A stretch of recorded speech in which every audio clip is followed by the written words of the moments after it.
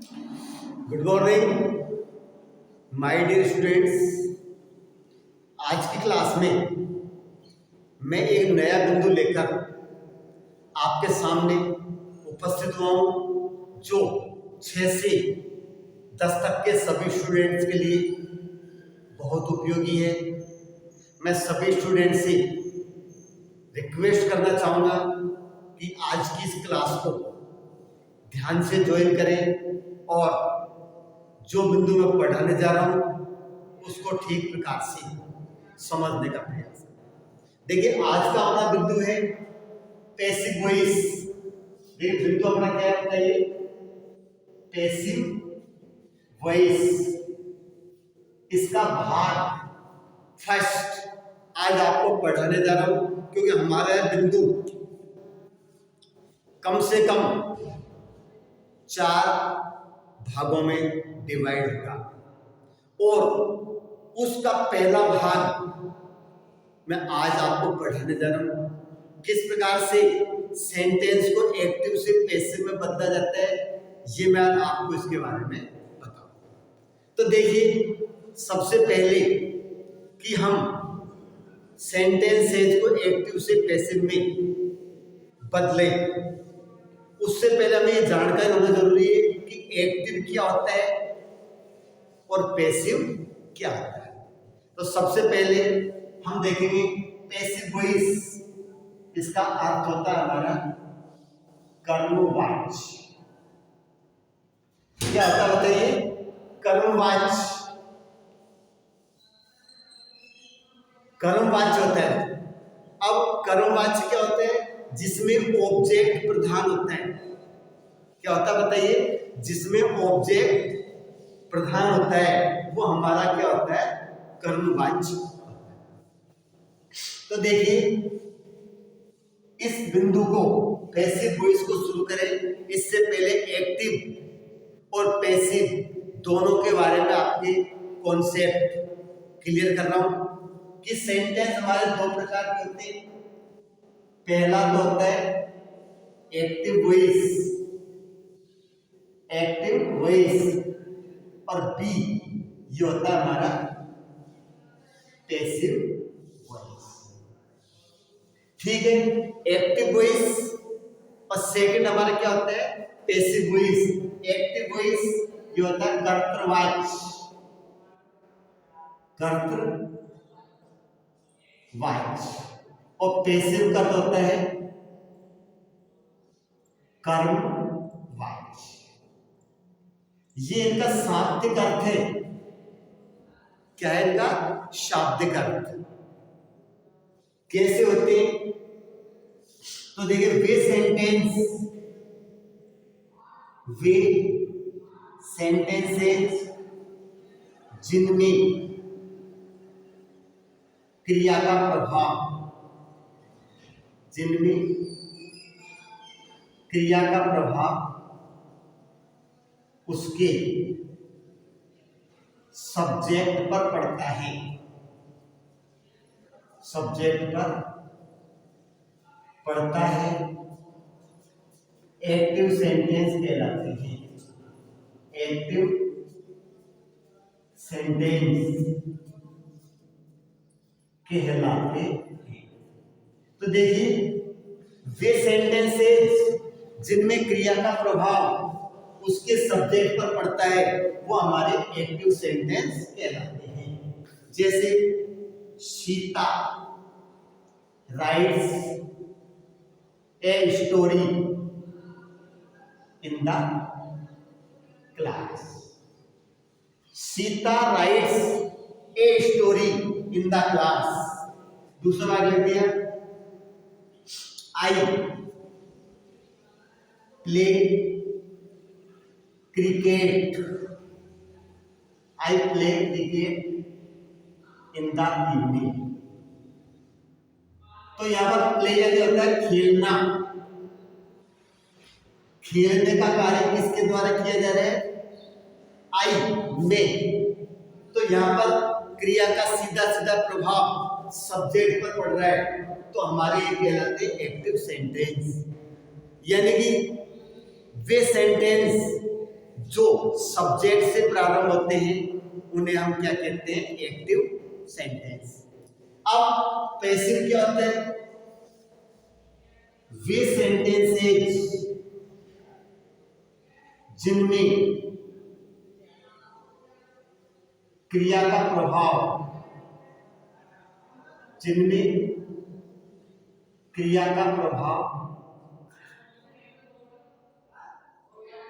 Subject पर न पड़कर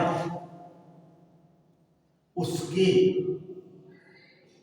ऑब्जेक्ट पर पड़ता है।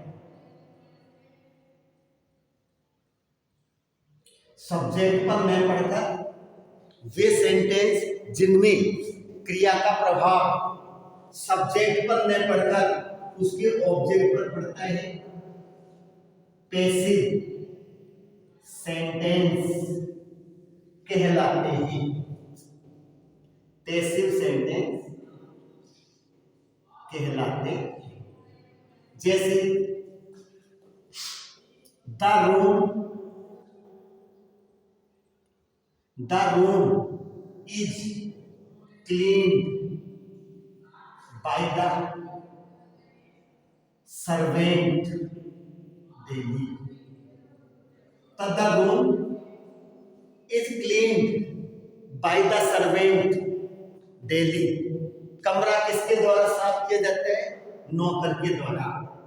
तो यहां पर हम बाय द सर्वेंट हटा भी दें तो इस सेंटेंस में कोई फर्क नहीं पड़ रहा, इसलिए यहां पर क्रिया का प्रभाव सब्जेक्ट पर न होकर किसको होगा? ऑब्जेक्ट पर। इसलिए हमारा क्या कहलाता है? पैसिव सेंटेंस कहलाता है।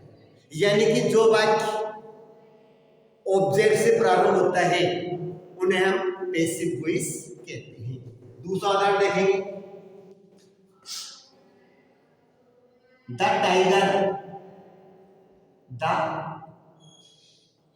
Tiger was killed। The tiger was killed in the forest। यहां पर मारने का काम टाइगर नहीं कर रहा, ये क्या ऑब्जेक्ट के रूप में है, इसलिए यहां पर उसको क्या कहते हैं? पैसिव सेंटेंस कहते हैं। तो आप सभी स्टूडेंट्स इसको उतार लीजिए कि एक्टिव क्या होता है और पैसिव क्या होता है, इसको आप लिख लीजिए और ताकि हम आगे इसको बढ़ा सकें। लिखने के बाद अगर नहीं लिख सके तो हम इसका स्क्रीनशॉट भी ले सकते हैं। अब आगे बढ़ते हैं। रूल्स। एक्टिव से पैसिव में हम सेंटेंस को किस प्रकार से बनाते हैं? देखिए, ज्यादा रूल्स नहीं है, लेकिन फिर भी जो है उन्हें को ध्यान रखना है। किस प्रकार से उनको प्रारंभ करते हैं इनको ध्यान में रखते हुए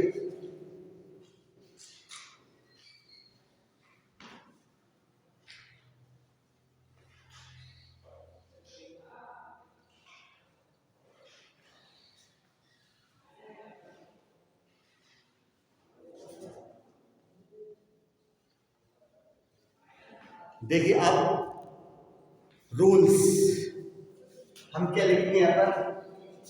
रूल्स। एक्टिव से पैसिव में बदलते समय हमें किन किन बातों का ध्यान रखना चाहिए? कुछ रूल्स इसमें निर्धारित हैं, जो आप देखिए। सबसे पहले तो देखिए क्या होता है कि एक्टिव सेंटेंस सब्जेक्ट से प्रारंभ होता है और पैसिव सेंटेंस ऑब्जेक्ट से प्रारंभ होता है। तो वाक्य में जो ऑब्जेक्ट होता है उसको सब्जेक्ट के स्थान पर लाया जाता है। नंबर 2 पे क्या है? वाक्य के टेंस के अनुसार हेल्पिंग वर्ब का यूज करते हैं, क्रिया की थर्ड फॉर्म लगाते हैं, सब्जेक्ट को ऑब्जेक्ट के स्थान पर रखते हैं और उससे पहले बाई का यूज करते हैं। बस यही कुछ बातें ध्यान रखनी है। वाक्य के शेष भाग को जो का त्यों हम उतारते हैं। तो आप देखिए पहला रूल्स, वाक्य में दिए गए ऑब्जेक्ट को, वाक्य में दिए गए ऑब्जेक्ट को सब्जेक्ट के स्थान पर, वाक्य में दिए गए ऑब्जेक्ट को सब्जेक्ट के स्थान पर रखते हैं। तो सबसे मेन चीज है कि जब किसी चीज की शुरुआत करते हैं सही होती है तो आधा काम वैसे पूरा हो जाता है। अगर हमने वाक्य में सही ऑब्जेक्ट पहचान लिया और उसको सब्जेक्ट के स्थान पर रख दिया तो आधा सेंटेंस तो अपना वैसे ही सही। तो वाक्य में दिए गए ऑब्जेक्ट को सब्जेक्ट के स्थान पर रखते हैं। तो वाक्य के टेंस के अनुसार, वाक्य के टेंस के अनुसार हेल्पिंग वर्ब का यूज करते हैं। तो वाक्य के टेंस के अनुसार हेल्पिंग वर्ब का यूज करते हैं। नंबर 3, मुख्य क्रिया की थर्ड फॉर्म का यूज करते हैं। क्या करते हैं बताइए? मुख्य क्रिया की थर्ड फॉर्म का यूज करते हैं। नंबर 4, सब्जेक्ट को ऑब्जेक्ट के स्थान पर, सब्जेक्ट को ऑब्जेक्ट के स्थान पर रखते हैं और उससे पहले बाई का यूज करते हैं। सब्जेक्ट को ऑब्जेक्ट के स्थान पर रखते हैं और उससे पहले बाई का यूज करते हैं। नंबर 5, शेष शब्दों को, शेष शब्दों को वाक्य के अनुसार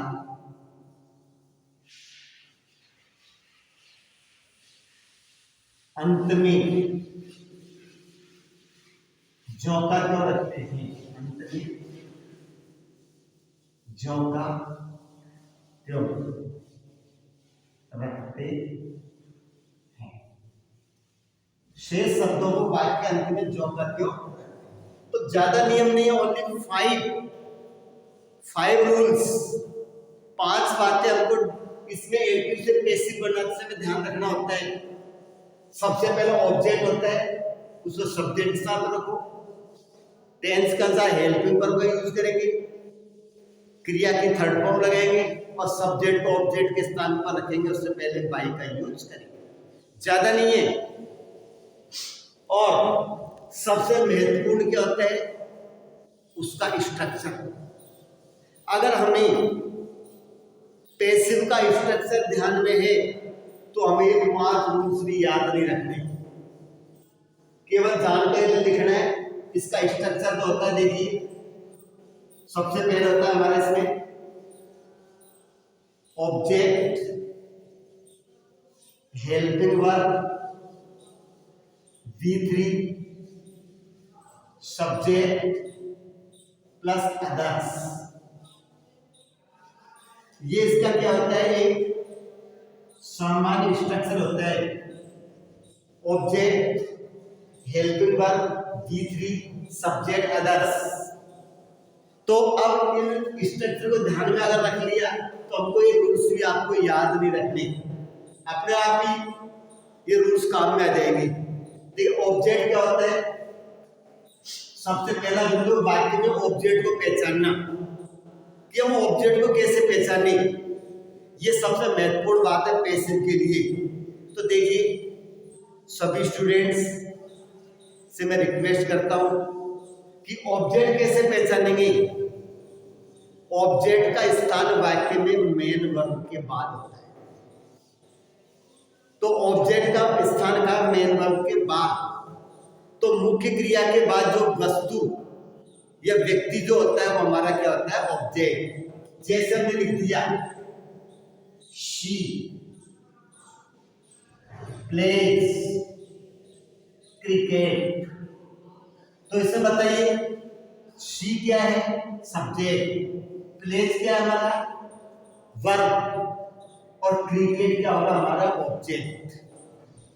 तो क्या खेलती है? क्रिकेट खेलती है। तो जो वर्ड हमारा व्हाट या हुम का जवाब देता है वो हमारा क्या होता है? ऑब्जेक्ट। तो इस तरीके से हम ऑब्जेक्ट पहचानेंगे। हेल्पिंग वर्ब है वो हम किसके अनुसार लगाएंगे? वाक्य के टेंस के अनुसार। जैसे शी प्लेज क्रिकेट, समझने का प्रयास करें। इसको तो एक्टिव से पैसिव में बनाएंगे तो क्या होगा? क्रिकेट इज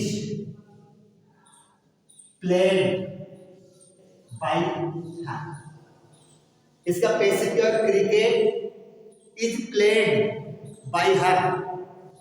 तो यहां पर क्रिकेट क्या ऑब्जेक्ट, इज इसमें आने वाली हेल्पिंग वर्ब, ये प्ले की थर्ड फॉर्म प्लेड, और शी का क्या बना के हमने हर। जब सब्जेक्ट को ऑब्जेक्ट के स्थान पर रखते हैं तो उसका रूप चेंज होता है। तो शी का ऑब्जेक्ट हमारा क्या हो गया? हर। तो इस प्रकार से क्रिकेट इज प्लेड बाय हर, ये हमारा सेंटेंस। दूसरा भाई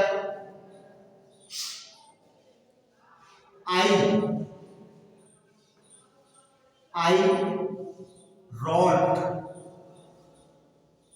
a letter yesterday।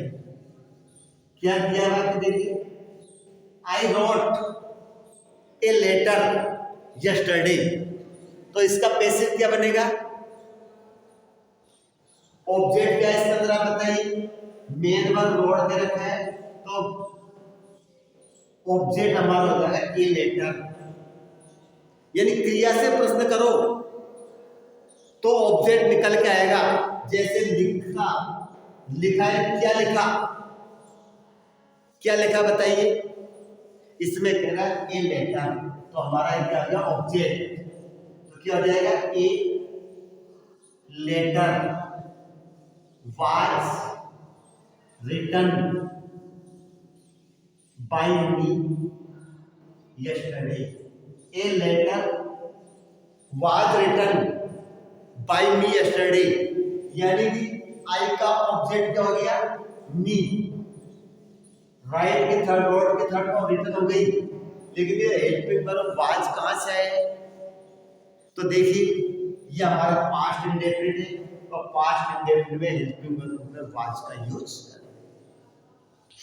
तो अपन जानते हैं कि किसी भी सेंटेंस में जो हेल्पिंग वर्ब का यूज किया जाता है वो वाक्य के टेंस के अनुसार करते हैं।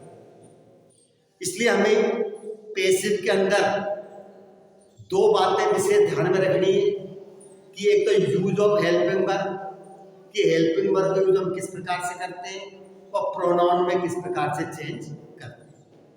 ऑब्जेक्ट पहचान आपके समझ में आ गया कि ऑब्जेक्ट हम कैसे पहचानते हैं। तीसरा भाई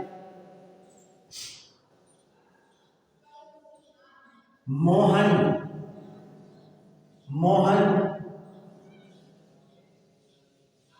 learn, Mohan learns a lesson daily. Mohan learns a lesson daily, पहला सेंटेंस। दूसरा सेंटेंस हो गया। तीसरा Mohan learns a lesson daily, तो ऑब्जेक्ट क्या है इसके अंदर? A lesson. तो लिख दिया a lesson is learned by Mohan daily. A lesson is learned by Mohan daily. इस प्रकार से हम सेंटेंस को एक्टिव से पैसिव में बनाते हैं। तो रूल्स हो गए, इसका स्ट्रक्चर हो गया, और स्ट्रक्चर के आधार पर कुछ सेंटेंस लिखी।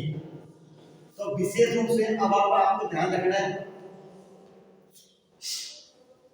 कि किस प्रकार से हेल्पिंग वर्ब का यूज करेंगे और हेल्पिंग वर्ब के बाद क्रिया की फॉर्म का यूज करेंगे।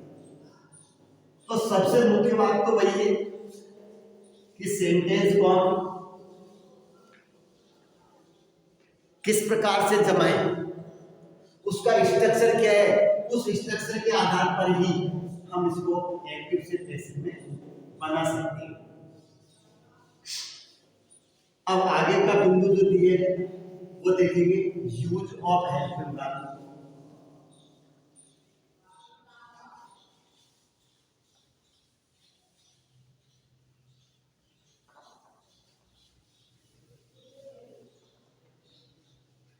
तो यूज ऑफ हेल्पिंग वर्ब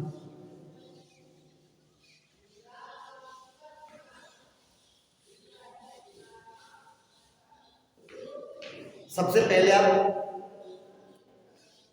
हम जानकारी करेंगे कि एक्टिव से पैसिव बनाते समय हेल्पिंग वर्ब का यूज किस आधार पर करते हैं, ये आपको सबसे पहले क्लियर करना। तो देखिए, use of helping verb, use of helping, सहायक क्रिया का प्रयोग किस प्रकार से करते हैं, लिखिए। एक्टिव से पैसिव बनाते समय, एक्टिव से पैसिव बनाते समय हेल्पिंग वर्ब का यूज वाक्य के टेंस के अनुसार, वाक्य के टेंस के अनुसार निम्न प्रकार करते हैं, निम्न प्रकार करते हैं।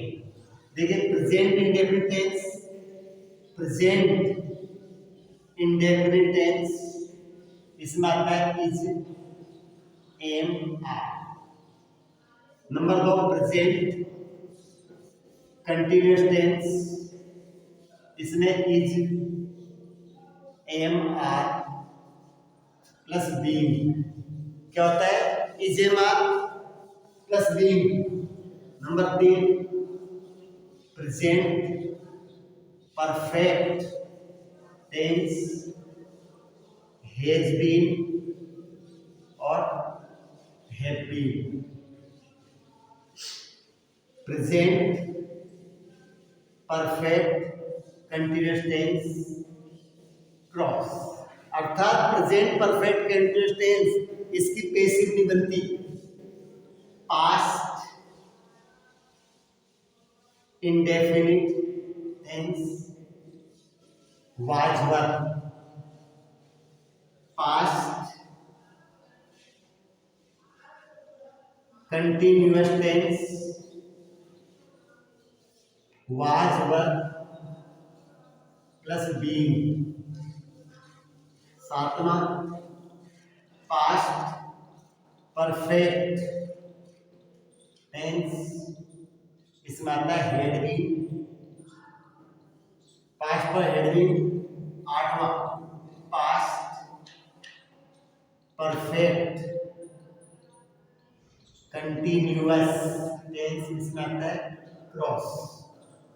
तो किसी भी टेंस की परफेक्ट कंटिन्यूअस इसका पैसिव नहीं बनता। 9वें नंबर में फ्यूचर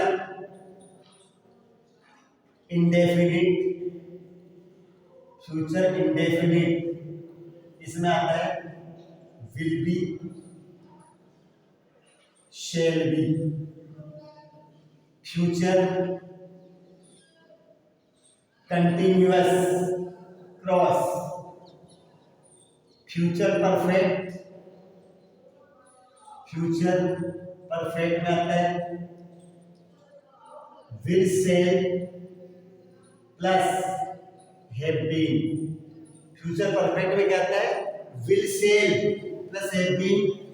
और 12वां नंबर है future perfect continuous tense cross. Not डाल के लिखेंगे।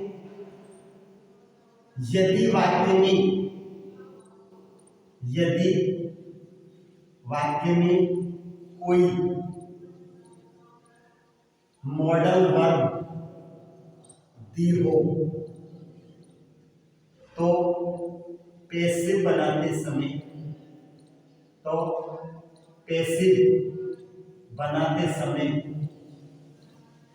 मॉडल वर्ब दी हो तो पैसिव बनाते समय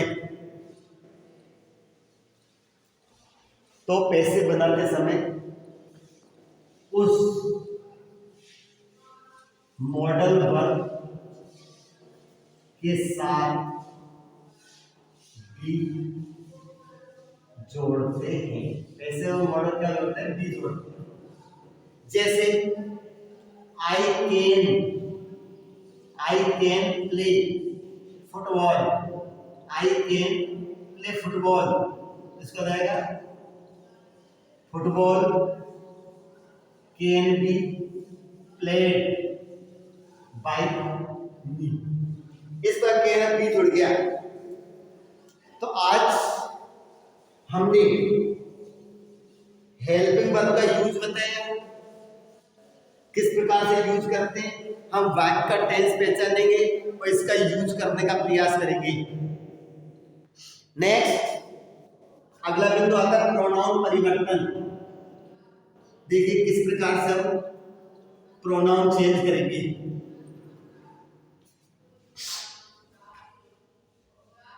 बहुत सीधा प्रोनाउन में कोई दिक्कत नहीं।